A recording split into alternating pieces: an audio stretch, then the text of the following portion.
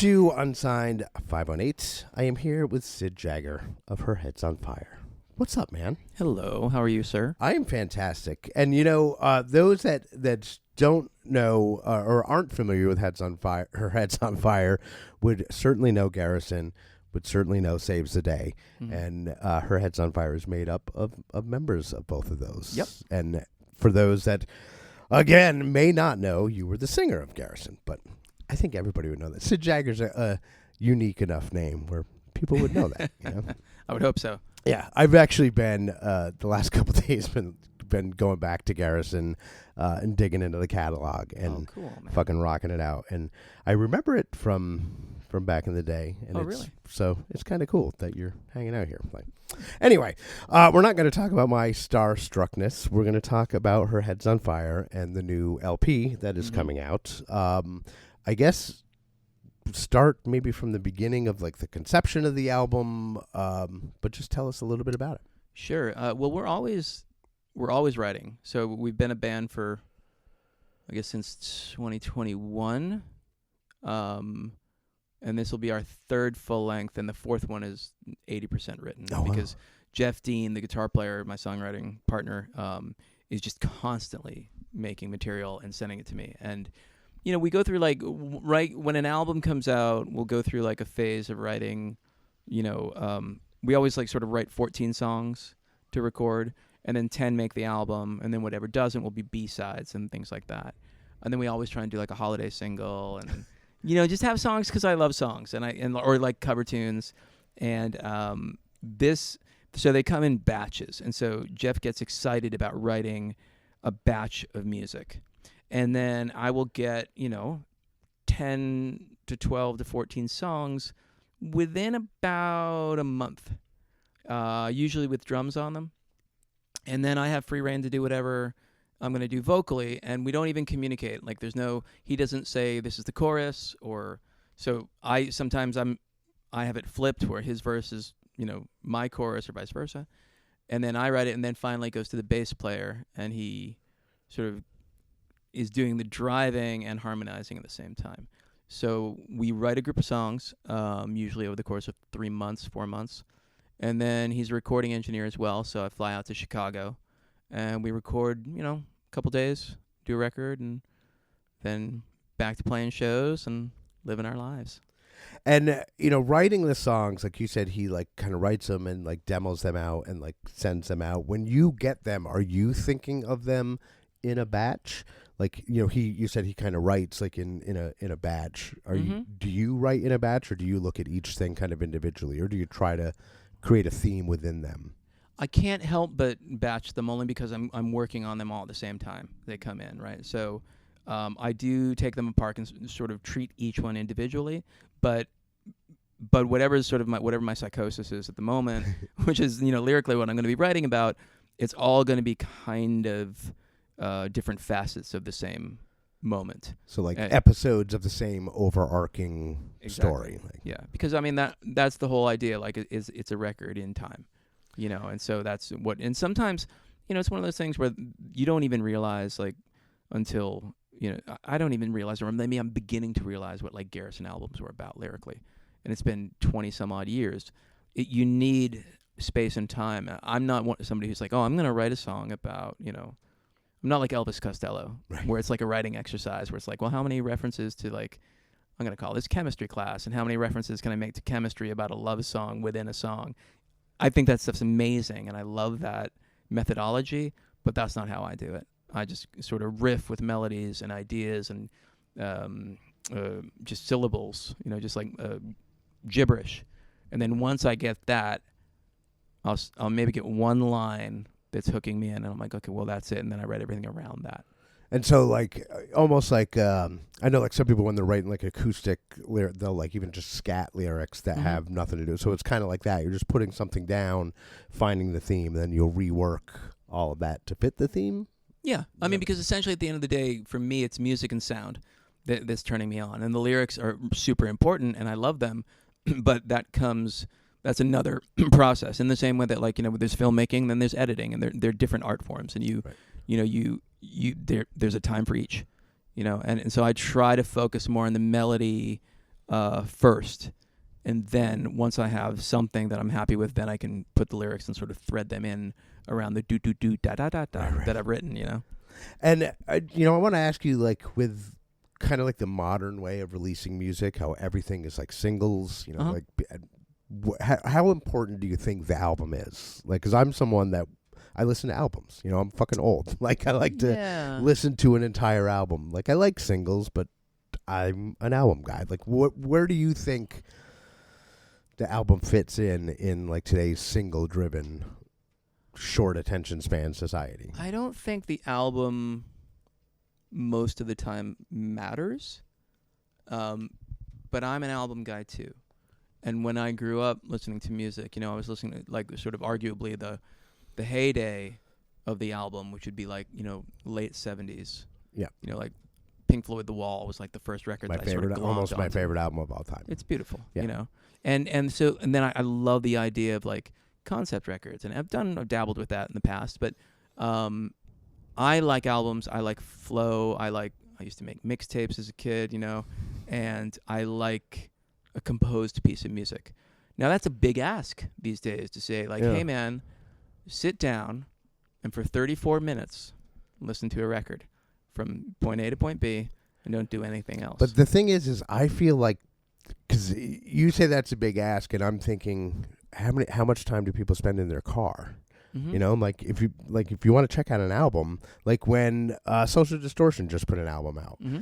and I've not one time listened to a single song off that album.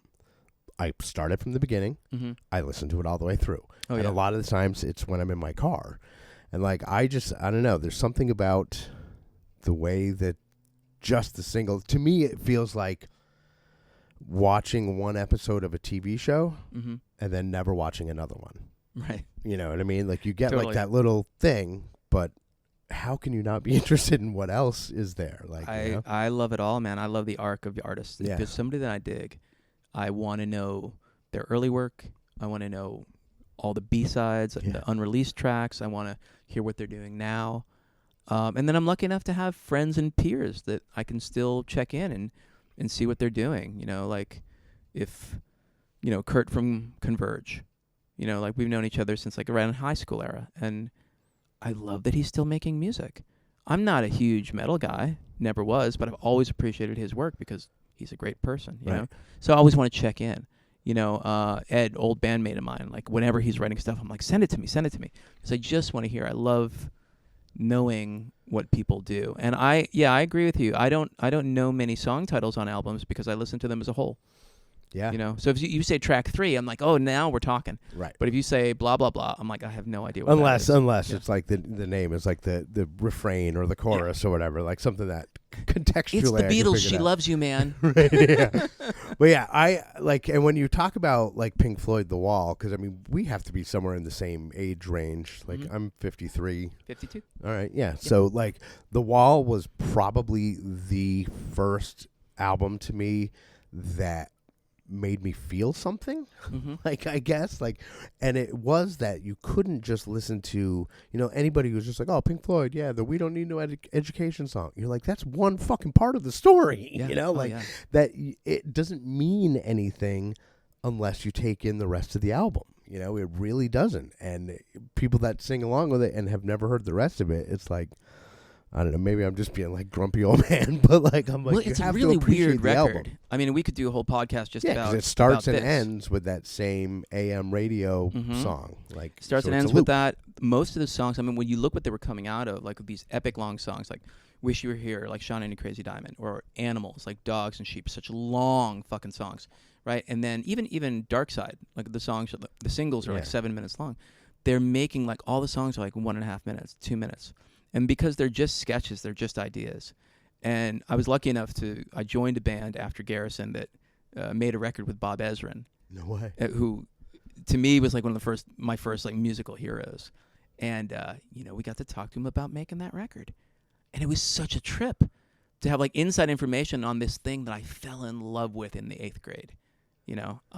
And it's like a true full circle moment for me. Yeah. But yeah, getting back to your original question, like, albums are, I love not just a collection of songs and what the artist was doing. I love production. I love, the vibe, who's recording it, what does it sound like. I love the artwork. I love, it's an adventure, it's a ride.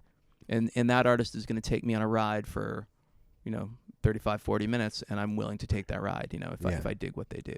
And I mean, I'm still again, being old man Scullin, like I'm still a vinyl guy. Like out in the living room, like we have vinyl and record players, and I have, I mean, a huge collection of records, like mostly like 70s and 80s, but also a lot of current shit. And like, and again, that's something, just when you put the needle down and you walk away, it's just going to play that story. And then you have to engage again by standing up, going, flipping the record, putting the needle. There's something about it that gives it a deeper connection than a fucking playlist that's just randomly throwing shit at you. They don't make any sense together. Well, also, I think in the oddies, things changed a bit where people no longer, you were listening to music, but it was always while doing something else. Right. Like I will listen to music while I'm playing a snowboarding video game, or while I'm watching something, I'm listening to the soundtrack. Cleaning the house, or like right. And there's always an activity that isn't the music, and that my favorite thing to do is sit down with a good friend and sit down quietly, and listen to an album from start to finish, and then discuss it the same way you would with a film. And I think that's a bit of a lost art form. I mean, it is. I mean, the way we listen to music is a bit of a dinosaur thing, and that's fine. I can appreciate the era of singles. I'm a huge Beatles aficionado as well, so all their early stuff is just singles, really. It wasn't until later that they're making quote unquote albums. But single culture is cool. I get it. I get the short attention span theater of our modern world. But we definitely have songs that we consider what the singles are going to be for a full length, once it's done, but we write the full length first. And then pick and then single. We're like, and we talk to the record label and say, well, what do you want the first single to be? Well, I'll go with this. Okay, sure. And I mean, I'm sure they have their reasons, for what makes a single, but do you think just the fact that you're not even thinking, like you're not thinking about the single when you're writing it, you're just writing songs, but I don't know, I guess I don't know what I'm trying to say, but like, is there something about what's chosen as the single that are you like, whatever, or are you like, maybe not so much with this, like how important to you is a single when you've thought about it as a full album? I guess that's my question. Well, I have opinions, right, because it's music and it's going to get out there and it's how you're represented. But in a way, my opinions are a little bit suspect because I'm too involved in the music. So even though as an artist I'm going to say, I think this should be the single, I really need somebody else to be on the outside to be like, oh no, are you crazy? It should be this song. And the idea behind the single, right, is you're going to cast the widest net. So what song is going to have the most appeal so that if somebody hears it on the radio, they check out everything else you have, right. And hopefully everything else you do is up to par. The single shouldn't necessarily be your quote-unquote best song, but it should be the one that is going to instantly resonate with people. Right. And I feel like that has almost been a detriment to some bands. Like some bands that have had like that one song that hit with, the crowd, like the mass audience, but is nothing like their music. Yeah. And then they just fucking adapt to that. Oh, yeah. And that they're like, all right, we do ballads now. I think about that all the time. Like, imagine if you're Jane's Addiction, right? Right. And you make these dark, like Nothing Shocking, beautiful album. One of the best albums of all time. And you make these dark, cool, Zeppelin, Sabbath, goth-inspired songs. And then you do Ben Caught Stealing. And everybody knows you for Ben Caught Stealing. But psychologically, as an artist, like, imagine what it must feel like for them. They must be like, wow, I guess we do this other stuff okay, but people really like the Ben Caught Stealing. Like, maybe they like the goofy funk song about silly stuff. Maybe we should do more of that. And, like, maybe it was that song is such a fucking departure from everything. I mean, like, Nothing Shocking itself is about fucking, murders and bodies, disemboweled bodies, and like it's about a fucking serial killer. Mhm. Like it's about the shocking things you see on TV, and then they're like, "No, I stole a fucking razor from my girlfriend," and everybody's like, "Yeah, I love that shit." Yeah, Like exactly. he's like, I'm talking about like addiction and death and murders and like. Well, you see it. I mean, like even like the Goo Goo Dolls, right? All So right. their first records are kind of punk, For sure. kind of they're very punk, and then they're writing more and more sort of palatable music, and they understand songcraft better, and then once you write a song like Iris, it's like, how do they? And they actually are really good at that, Right. So they're going to continue to do that. They're not going to go back and be like, oh, we're going to write another punk record for kicks, like because at this point they're a company. Yeah, and I remember like an interview with Billy Corgan, Yeah. and he was talking about Bullet with Butterfly Wings and how that song was basically like kind of like a fuck you to the industry to be Mhm. like, stop telling me to write these kind of songs. And he's like, and then it became a hit. And like everybody's like, write more of that. And he's like, Mhm. what the fuck do you mean? Like, he has all these other things that, are deep and artistic and fucking great. And the song that was kind of a flippant, like everybody latched onto it. Yeah. Kind of pissed him off. Because but- that, I mean, in a way, that the thing about that resonates is the rock and rollness of it. Is it's just like, yeah, fuck it, it's fine. Yeah. And there's something about rock and roll that should feel immediate, and it should fly by the seat of its pants. And that's, in fact, going back to Her Head's on Fire. Like one of the things that I love that we do is we have this batch of songs, we write it, and then because Jeff's a recording engineer, he sets a date, and we go in and record it, and then it's done. There's no like. My favorite moment in the studio is when I'm about to sing a track, and as the drums kick in, I'm like, I don't even remember what song this is. Oh, right, it's this one. And then I'm singing. And that, to me, is the immediacy of that, and what you can capture in those moments is what the essence of rock and roll. I think we can, especially, in my younger days, like we would write a song to death. Right. And you suck all the energy out of it, and you're like, well, great, it's perfect now, but it doesn't have any energy, So and that's not the point. Right. Yeah. I mean, and not even just on albums, but like playing live. I think mistakes are wonderful. Yeah, Like absolutely. I know, like people are like, "What are you talking about?" But like, I think it's great. Like when because it's something different, and it's. I mean, and I don't mean like, oh yeah, I've completely fucked everything, but making whoops, I made one little wrong note and still playing on is great because it's something different. Like think of when Nirvana did that Unplugged album, and there's fucking feedback that they left in the song, like just a squelching, and I'm like, but that's that song now, that's that version of that song. Is that little difference. And I think, how you said you record songs to death, I think that can hurt people having too much time to sit with something. Oh, I could do this different. I could do that different. And as soon as you said like, oh yeah, I go out to Chicago, record for a day or two, and then I'm done. It was like, all right, well then there's probably not a whole lot of patching up things because you're not there anymore. Yeah, You're like, yeah. No, I do this now. I'm going to tour, and So all like the records, like all the vocals are done in one day. And then, That's awesome. Maybe we have the next day to do some backing vocals, and then I bludgeon Jeff Dean with shaker and tambourine and all the auxiliary percussion because it's so awesome. And he's like, no. I'm like, yes. I mean, we that's need what more. makes it. Yeah. I love it. My one of my buddy Dave Tyre, who produced a couple of our songs, he calls that the salt and pepper. Absolutely. He'll be like, oh, the song's done. We just need to add the salt and pepper. And that's just like egg shakers and tambourines. Sometimes salt and pepper, you listen to some old Beatles tracks, and like the tambourine is the loudest thing. Yeah. And that's the thing that's making you move, And yeah, I think that that stuff is, and it's really hard to play. And people, the tambourine? Yeah, one of my favorite things to do is make a drummer play auxiliary percussion. Yeah.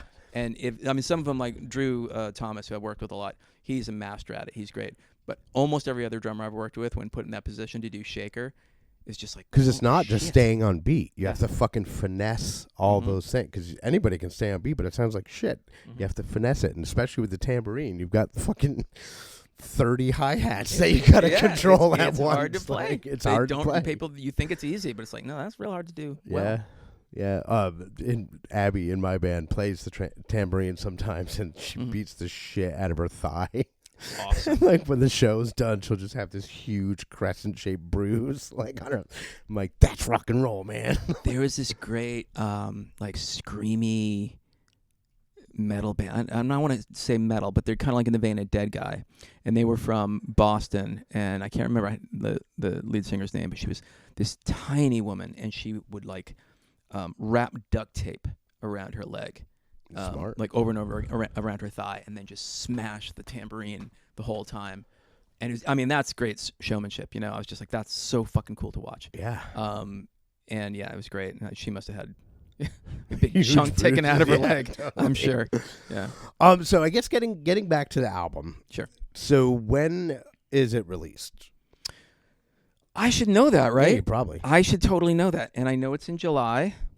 And I want to say it's July 17th. And I want to say it's July 17th because that's the same day the Quicksand record comes out. Ooh. And I'm trying to get in touch with Walter so we can do like a Blur Oasis thing. And we can just lose miserably. It's going to be like Quicksand versus a band you've never heard of. Quicksand was one of the first live bands I ever saw. Fantastic. And I had never heard of them. Mm-hmm. But there was this brand new band that had an album coming out. I was working at a radio station. This is 92. Uh-huh. And there was this new band called Rage Against the Machine. Oh yeah, those guys are all They right. were going to put out an album, Mm-hmm. and they had sent an advance copy to the radio station that I worked for that were a bunch of softies, and we're like, hell no, we're not playing this. And I was like, can I have this CD? And I became obsessed with the CD.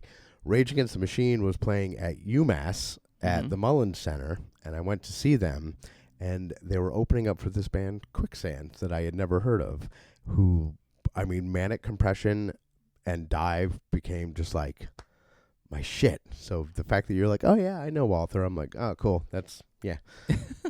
Well, I mean, the thing about music, right? And I've said this before, is like in the real world there's 6 degrees of separation. In the music world there's 2. Right. Everybody knows everybody. And if you move to particular cities, because I was originally from outside of Boston, and I moved to New York City in 2001. And, you know, it's just a matter of time. There's only so many people in that city that play the music that we play, you know, guitar, rock, hardcore, post-hardcore influence, guitar, hard rock. And, you know, you just eventually start, you know, you meet people, Right. you know, and it's like anything. I mean, I'm sure there's some, you know, Albany and Troy luminaries that, you know, when I just went to go see, have you seen any shows at the new EVR office? No. They did shows. Walter actually just played there with Jeff Caudill, and Kate 108. They did an acoustic show. So, anyways, Equal Vision Records, their warehouse is in Troy, No shit. and they're doing shows now. And those guys, I'd never met him before, but I saw Ray Capo of Youth of Today at a trampoline park with my child. We were at Get Air at the Cross Gates Mall. And with my son and my daughter, and they're bouncing around, and I'm looking at this guy, and he's looking at me, and he's like, "Do I know you?" I'm like, "I don't know." And he's like, "You look familiar." I'm like, "I play music with Drew, because Drew used to play in Youth of Today and Bold and all that stuff." And he's just like, "That's how I know you." I'm like, "Cool." I'm like, "You're Ray?" And he's like, "Yeah." I'm like, "Great." And then we just bounced away. That's fucking funny. It's Yeah, quite that's cute. wild. Yeah, and so I mean, you got to know Sergio then, I've Quicksand? met him No? a few times, but I don't really know him. because he played with like Deftones, a huge. Oh yeah. I love Deftones, and I actually like basically like when I'm so mad at them for the way they treated Sergio that like I was like, oh, all right, I'll still listen to you, but motherfuckers, because when he joined that band, like it was like my favorite fucking thing, and they did him so fucking dirty by like not ever saying, oh, he's a full-time member of the band, like. I could do a whole different podcast. That's such a weird thing because I mean, Deftones were responsible for Quicksand's first reunion in like '97.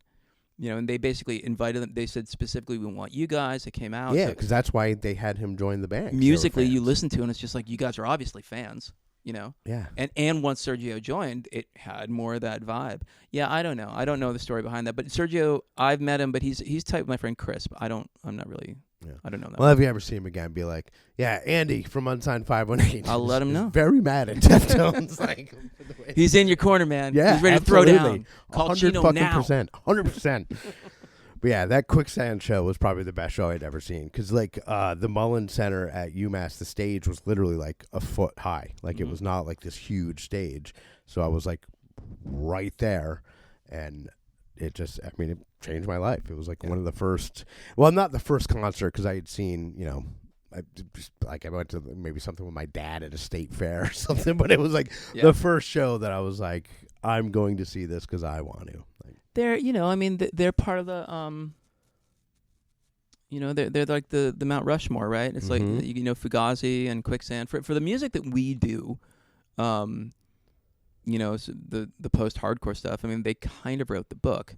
And it's like, it's your starter kit. Like, you can't, you know, it's like you can't pretend to play, you know, heavy rock metal and not know Sabbath. Right. It's like, well, if you're going to do post-hardcore, you got to know Fugazi, 13 Songs from Repeater, and you got to know Quicksand Slip and Manic Compression. It's like, it's just, you know, you have to. Wait, I called it Dive, didn't I? Called what dive? I called Slip Dive. Oh, because Slip is the one with the guy diving on the cover. You confused it with our local bar. Yeah, right. But yeah, it has a guy diving, but it's called Slip. Yeah, but yeah, great shit. And again, I'm fanboying a little, but there's nothing wrong with that. I'm a fanboy myself. Nice, I love that. You know who I just geeked out on? I was at a show, and I'm going off on tangents. I apologize, but we played out in Chicago with Jay Robbins' band, and I've known Jay because he worked with Garrison, and I love Jay. He's a wonderful, like, he's the textbook meet your heroes because he's the best guy in the world. But Alan from Shiner, and I was introduced because I was like, oh, you know, I might be able to help him out with the booking agent, and we're talking, and I couldn't help myself. I was gushing. You know, where I was just like, yeah, man. I'm like, I think if you call me about this, I'm like, by the way, your solo record's phenomenal. It's really, really good. He's like, oh, thanks. I'm like, Shiner stuff, Life and Times. I'm a fan of everything you've done. I'm, you know, like, you know the term, the Punisher? Yeah. Yeah, that's me, man. Like, if I'm enthusiastic about something, I can't shut up about it. Me too. And, like, I go deep into shit. Like, it's so, like, you were talking about lyrics, how lyrics are important. I study lyrics so much that, like, I feel like my perception of them is the definitive version. Yeah. You know what I mean? I'll be like, oh, well, this song is about this, and this song is about that, you know, and it's really just my opinion on what it's about. But, like, I'm like, no, I'm pretty sure that's what it's about. Like, that's my weakness. But, yeah, I would fanboy hard on a lot of things. And I've gotten the chance to, like, talk to some people that, you know, I mean, you being one of them, that are above my echelon. And there is something endearing about fanboying, I guess. Like, because you're saying, I respect you and I respect what you do and your art is important to me. So, like, we need to come up with a better term than fanboying. Yeah, it's because you can't, you know, it's like in the you know, in the art world, right? So if somebody, you know, almost everyone's dead. But if they're not dead, you know, you say like, oh, you know, your work speaks to blah, blah, blah, blah, blah, and you can be academic about it, right? But nobody wants to hear that. Like, nobody wants me to come up to, you know, Walter and be like, you know, I think your work was drawn from both Fugazi and influenced by hip hop at the same time. Although hardcore, obviously, you know, it had an influence because you also write one of the seminal records. You know, I could do that, but that's just gonna come off as ridiculous. So I'm just like, yeah, you fucking. Your stuff's good, man. It is. We have no proper language for, you know, how do you properly acknowledge someone's rock album? You know, like I sat, my wife and I sat next to Paul McCartney at a bar years ago, and I won't go into the whole story, but like my dad was just like, "Did you say anything?" I'm like, "No, of course not." Like, he's arguably one of the most famous human beings on the planet. Like, he's not. There's nothing that I'm gonna say, you know, that's going to matter because, you know, he's him. I actually want to give him a gift by giving him some privacy. Right. You know? But I was like, yeah, it's nothing. I've got nothing to say to Paul. You know? I mean, if we had coffee, if we're having Thanksgiving dinner together, well, that's a different situation. But I can't just walk up to somebody and be like, oh, man. You know? Yeah, Paul McCartney went skiing at Bromley Mountain. Like, I don't know, maybe 10 years ago. And just like was hanging out in the small town, going into the shops, going into whatever it is, like, and the ripple that left. Yeah. You know what I mean? Like, for like years, people are like, Paul McCartney was here. But like, it's also a body of work. I mean, like, where do you even begin? Right, because you're like, you say, oh, hey man, when I was like 10 years old, the early Beatles stuff like was so important, and like those songs are embedded in my musical DNA. Well, that's one aspect, right? And then you get a little bit older, and you're like, oh, man, like the first time I smoked pot, I listened to like Sgt. Pepper's and blah blah blah, and that was really monumentous to me, blah blah blah. And then maybe you get into like filmmaking, and you're like, oh, actually, like Richard Linklater, Hard Day's Night, like not Richard Linklater. What's the guy that named Richard? I'm blanking on the guy that made Hard Day's Night. But anyways, you're like, that's so brilliant and so interesting at the time. And then you're like, oh, you get a little bit older, and you're like, Jesus Christ, you're a motherfucker of a bass player. Right. Oh my God, like what you did for bass. Oh my, and you could go. And not only on that, but and singing on top of like Yeah. these fucking impossible bass lines. Like It's when someone has had like a musical output on that level that is sort of had the ripples the size that they have. Like, Right. yeah, you just don't know where to begin. Yeah, and Whereas like Shiner, I can be like, Alan, we happen to be talking about this, and I'm just gonna be like, I know your work more than most people know. Right. I like your band better than you like your band. Yeah, I mean, there's like I'm a huge NoFX and Descendants fan. Mm-hmm. Like those are like my two favorite bands, and if I met any member of either of those bands, I probably wouldn't be able to speak. Yeah. And like I speak professionally, and I'm supposed to be like pretty good at like interviewing people, but I literally would just be like, I don't want to say anything. Yeah. Because I'll say something fucking stupid. So Yeah. I would probably Yeah. just be like, if I got the opportunity to interview them, I'd probably be like, nah, I'm good. Like I don't get starstruck too often. Maybe the whole like New York thing and whatnot. But yeah, when I first saw Paul McCartney, I went cold. Right. Because I was just like, I've known you since I was a little boy. You're so important. Yeah, and and like that was seeing like Santa Claus. Beatles music, like for me, Yep. was the only music that I had access to, because my mom was a Beatles fan, Mm-hmm. and we had all their records, and I had a little storybook record player, Oh, so I cool. could go upstairs, grab a Beatles record, go downstairs, put it on my little storybook record player, and listen to the beat, and that was the only fucking music that I had. Mm-hmm. So like, Beatles were music until I was like old enough to discover my own. Like Beatles actually are music. They are the Shakespeare right. of it all. So Yeah. so even if you do, I try and think about this all the time. Like even if you do something diametrically opposed to what the Beatles did, you're still working in their shadow. Because they diametrically oppose themselves all the time. Yeah, you know what I mean. Like so, it's and they did so many things from the perfect pop song from like Andrew Bird Can Sing or something to like the Revolution 9. Right. Or it's just like it's so fascinating the amount of work they did in such a small span And of like time. even the recording methods. Yeah. Are Yeah, like set and so standards. it's the Bible, quote unquote. Yeah. So everything else is based sort of afterwards. There's before the Beatles and after the Beatles as far as like music is concerned, at least in the guitar rock world. Yeah, I think for me it starts at Beatles. Yeah. Like I don't really know it. Like I know like some like 50s stuff, Mm-hmm. but like it's really like She Loves You and I Want to Hold Your Hand and shit like that. That was my introduction to music. It's really fun to just as an experiment go back and listen to a lot of stuff that was coming out at the time, and you hear that not only are the songs good, but George Martin's production, Right. and it's so big sounding, and like a lot of people were a lot of the British bands were taking sort of the American blues rock sound and making these pop songs, but the sound of those records, especially if you listen to them in mono, because that's how they were originally done and recorded and mixed. They're powerful. Like Yeah. Ringo is an animal, and if you listen to like he's above the. Again, I could go on and on. And on. I spend a lot of time thinking about drummers and where their kick foot, right? And so if you're on top of the beat, like Ringo, it makes you want to dance. If you're behind the beat, like Bonham, it's a little sexier and groovier, and then there's like people that are right in the middle of the beat, which would be like Dave Grohl. He's right. So those like when I think about drummers, it's all about their kick drum, and Ringo, the energy of the Beatles. A lot of it comes from his kick foot. Huh. Yeah. I'll have to go back and like, cause I've never thought of it that way. Like, I spend a lot of time doing this. that's awesome.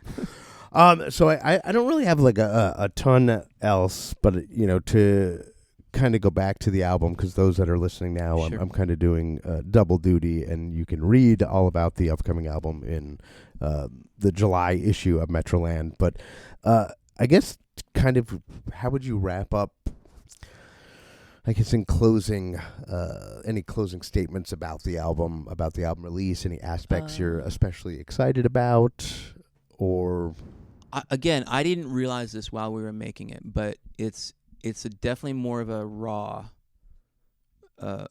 record than the previous two, and I think has a little bit more sort of grit and aggression to it. Although dynamically, it's also wider. Whereas I think the early stuff, it's very like kind of loud and in your face the whole time, kind of like a Husker Du idea to just bludgeon you with sound. This has a little bit more dynamic shifts, but it's especially vocally, it's a little bit more raw. Maybe I was tired when I recorded it. I don't know. Yeah, and you recorded the vocals in one day, Yeah. which is fucking wild. Yeah. I mean, it is wild, I guess, but it's not that hard if you do the homework. You know what I mean? So it's like if come in prepared and yeah, you can man. bang it out. I've always worked with people that are better than me.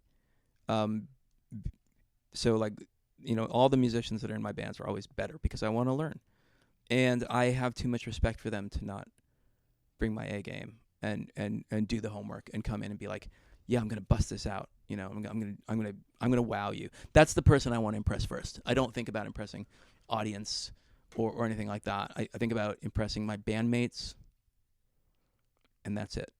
And then we go from there. I love that. All right, I think I got everything I need. Is there anything you want to add in closing, or? I don't know. We're gonna go down and play Fest in Gainesville, Florida. Shit. Oh wait, yeah. Let's talk a little because you're Sure. doing the fucking Foo Fighters cover set. That's awesome, dude. I love I'm a huge fan of cover sets. Like it's so much fun. I love doing it. We're doing my band's doing an emo night. Cool. So I spent the last couple weeks learning 25 emo songs. Oh, that must be exhausting. Yeah, it really. The funniest thing is talking about is learning how to sound like you're half crying when you're singing.